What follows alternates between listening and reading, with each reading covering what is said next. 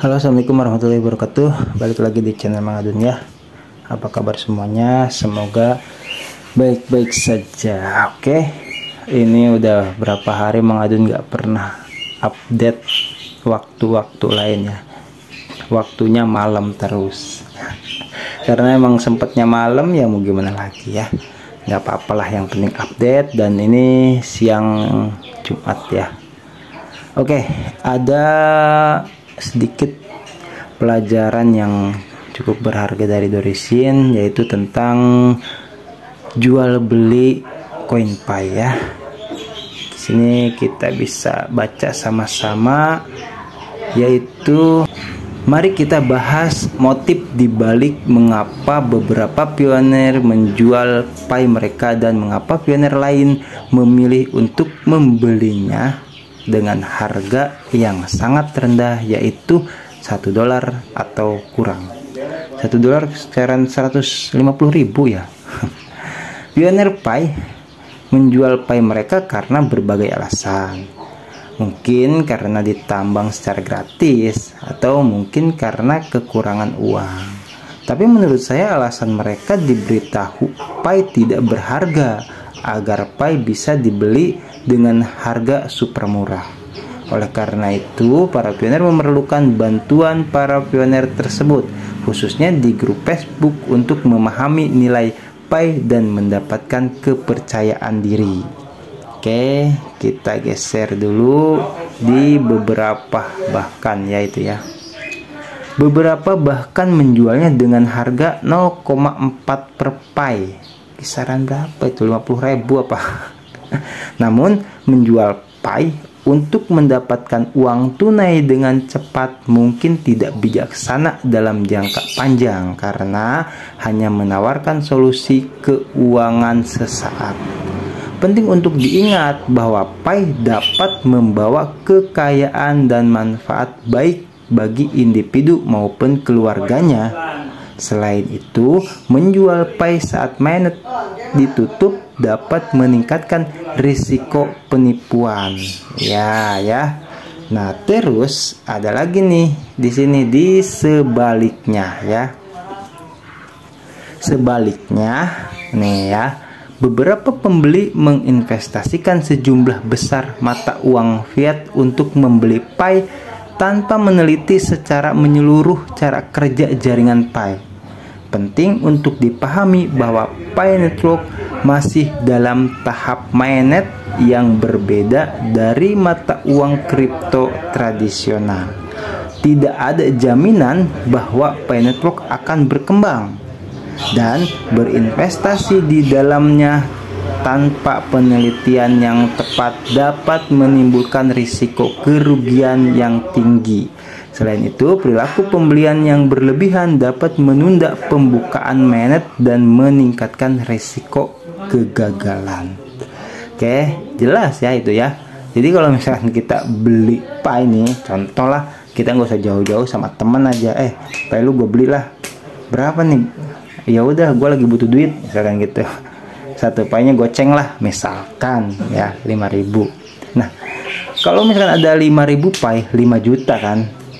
Yes, 5 juta. Enak ya. Nah, tapi di sini di faktor yang sebaliknya, kita ngeluarin duit 5 juta ya. Kita nggak tahu kan Pay Network ini akan berhasil atau gagal. Kalau misalkan gagal, melayang tuh duit 5 juta. Tuh ya, maksud Dorisin. Gitu. Terus di cara cerdas dan aman untuk mendapatkan Pay dan memberi manfaat bagi jaringan Pay adalah dengan mempromosikannya dan merujuk pioner untuk bergabung. Misalnya, beberapa komunitas Tiongkok telah berhasil merujuk ribuan pioner dan membangun node untuk meningkatkan kecepatan penambangan. Metode ini memerlukan investasi minimal dan dapat menghasilkan keuntungan lebih tinggi. Selain itu, memegang Pay dalam jumlah sedang seperti 100 Pay sudah cukup untuk mendatangkan kekayaan tanpa mengambil risiko yang tidak perlu jika semuanya mendukung KCP. Jadi di sini ada contoh ya, komunitas Tiongkok yang berhasil ngajak banyak pioners untuk membangun node sehingga punya pie banyak tanpa membeli dengan uang fiat seperti itu ya gitu. Dan itu resikonya tinggi, apalagi kalau misalkan kita nggak usah banyak, 100 pie aja udah cukup kalau misalkan kita sama mendukung GCP. Seperti kata Dr. Cheng ya, 10 pie itu udah cukup untuk biaya seumur hidup kalau misalkan berhasil. Oke. Terus penyedia ekosistem atau pedagang yang menawarkan harga sangat rendah seperti 3.000 pie untuk sebuah telepon. Nah, kemarin kan ada ya di video sebelumnya 4.000 pie itu loh untuk sebuah telepon, dapat merugikan proyek dan pioner lainnya. Berkolaborasi demi kesuksesan jangka panjang Pi Network dan menghindari tindakan yang bertentangan dengan misi buku putih adalah hal yang sangat penting. Pola pikir yang bijaksana sangat penting dalam Pi Network, dan perilaku buruk dapat berdampak buruk tidak hanya pada proyek tetapi juga pada kehidupan individu. Penting untuk memprioritaskan nilai-nilai moral di atas uang dan konsentrasi melakukan perbuatan baik yang mendatangkan kebahagiaan dan kepuasan. Ini kalau gue perhatikan di sini ya, sisi positif lainnya dari Pi Network itu kayak seolah membangun mindset kita ya untuk berbuat baik ya gitu, untuk berbuat tidak curang misalkan seperti itu, untuk kembali ke fitrah manusia yang benar-benar ya sejatinya. Cuman tetap kita tidak bisa memaksakan siapapun, namanya suka duka baik dan buruk itu sudah ada dari sananya ya. Dikembalikan ke pribadi manusiawinya masing-masing. Oke. Nah, terus kata Dorisin, mari kita bersatu untuk membantu jutaan pioner yang masih menjual Pi. Cara membantunya ya tadi itu, memberikan kesadaran seperti memberikan pelajaran semacam ini ya. Nah, terus penapian ya. Jadi dari sini menyimpulkan lah. Analisis di atas mengungkapkan pendapat pribadi saya dan semata-mata untuk tujuan referensi. Saya tidak berafiliasi dengan core team atau organisasi lainnya. Jadi pembahasan ini kata Dorisin gak ada hubungannya sama siapapun, karena beliau memang pelopor GCP yang luar biasa ya. Jadi menyadarkan ya, intinya memotivasi kita semua dengan pelajaran-pelajaran Pi Network. Oke, thank you buat semuanya. Habis videonya sudah.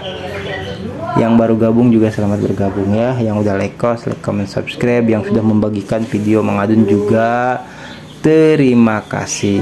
Kita sama-sama saling berdoa ya, Pi Network diberikan yang terbaik lah.